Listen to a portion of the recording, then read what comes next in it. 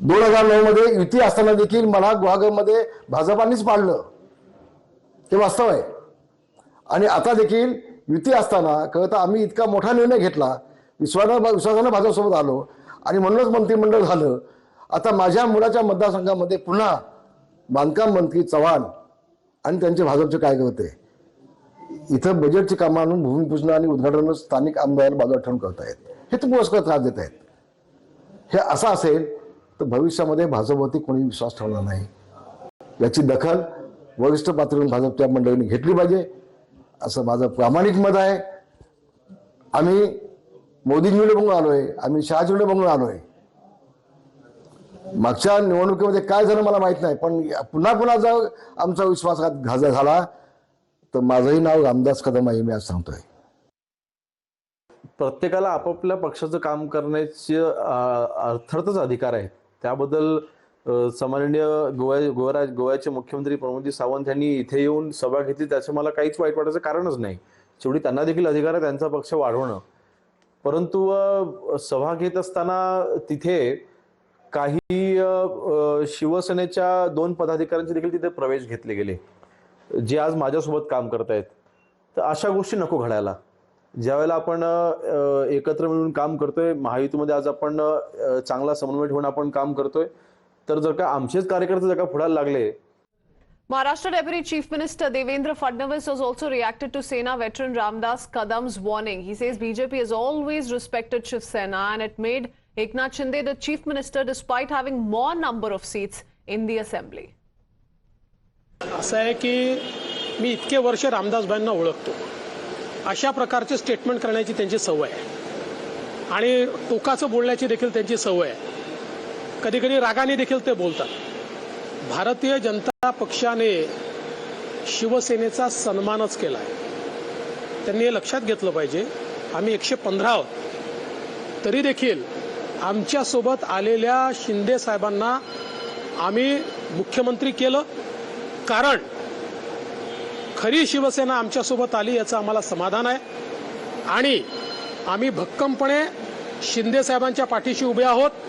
मुख्यमंत्री म्हणून आमचं पूर्ण समर्थन शिंदे साहेबांना आहे आणि आमच्यासोबतची शिवसेना असेल किंवा राष्ट्रवादी काँग्रेस असेल किंवा आमच्यासोबतचे इतर मित्रपक्ष असतील, यांना सोबत घेऊनच आम्ही निवडणुकीला पुढे चाललो आहोत.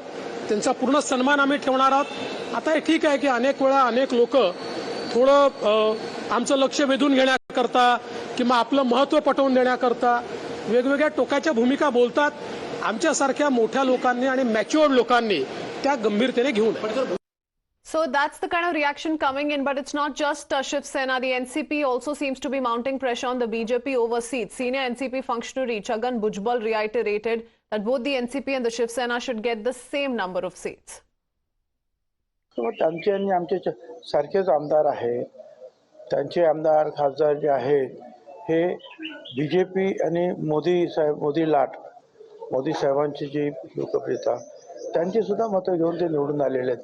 आमचे लोक जे आलेले आहेत ते त्या प्रवाहाच्या विरुद्ध जाऊन निवडून आलेले लोक आहे. हा एक फॅक्टर जो आहे हा लक्षात घ्यायला पाहिजे.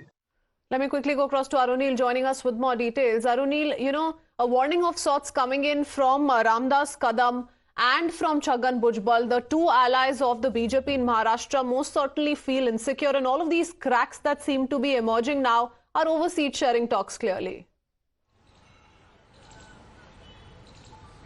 Well, Crispin, we need to understand that these are mere pressure tactics by the alliance partners.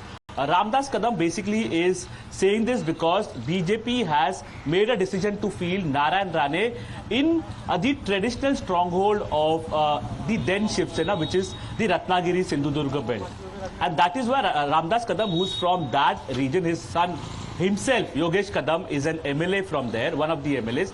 That is why they are irked about it. They feel that their constituency will be affected by because BJP, according to them, is spreading its wing in the Konkan belt. Similarly, many other leaders from the Shinde camp, Anandrao Adsul, he has also taken an attack on Navneet Rana, saying that BJP wants to field Navneet Rana by formally inducting her in the party from Amravati. But we are not going to let that happen. We are interested to contest from Amravati. If we look at Maharashtra's politics, what Devendra Fadnavis basically said is that basically is very paramount over here. Devendra Fadnavis responded to Ramdas Kadam saying that we don't give any importance to aggressive-minded leaders like him. We have done a lot for the alliance dharma. We had 115 MLAs.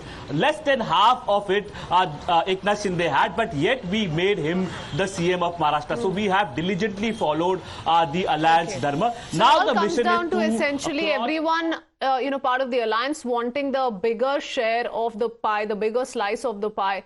Stay on with us.